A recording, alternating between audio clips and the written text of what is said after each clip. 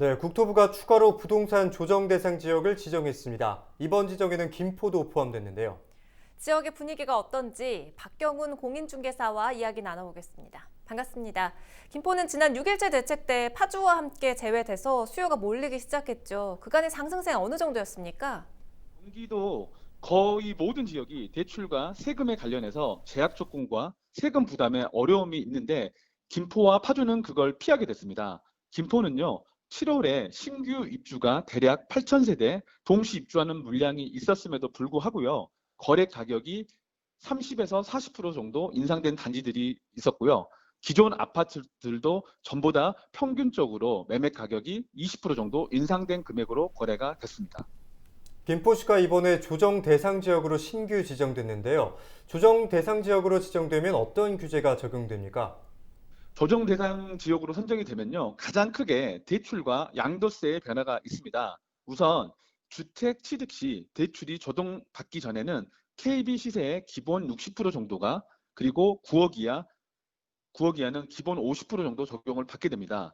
그리고 2주택 이상 보유 세대는 대출이 불가하고요.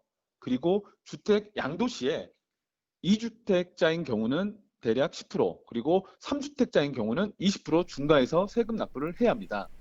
자, 이젠 앞으로가 중요할 텐데 김포시 부동산 흐름 어떻게 전개될까요?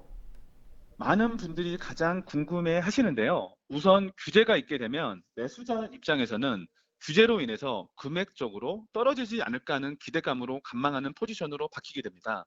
매도자 분들도 똑같은데요.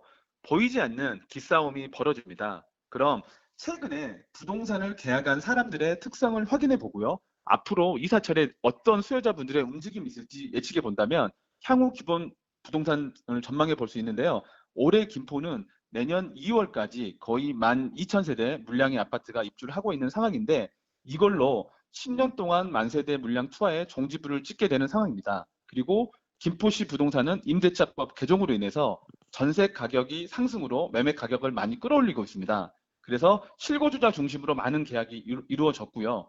물론 발빠른 투자자분들도 있었습니다. 하지만 현재 전국적인 전세 가격 상승과 전세 매물 실종 상황, 또 시장에서 부족한 물량의 공급 대책이 없는 상황으로 비춰본다면 준비된 생활 인프라, 그리고 갖춰진 교통 인프라의 김포시 부동산의 전망은 당분간 거래량 감소, 전세 가격은 상승, 매매 가격은 보합 상황으로 갈 확률이 매우 크다라고 생각합니다.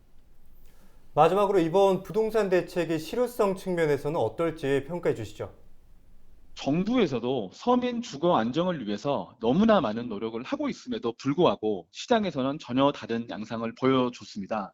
그래서 부동산 정책으로 인해서 너무나 많은 사람들이 혼란스러워하고 있다는 점을 알고 있다면 시장에서 들려오는 소리를 좀 더 정책으로 반영했으면 합니다.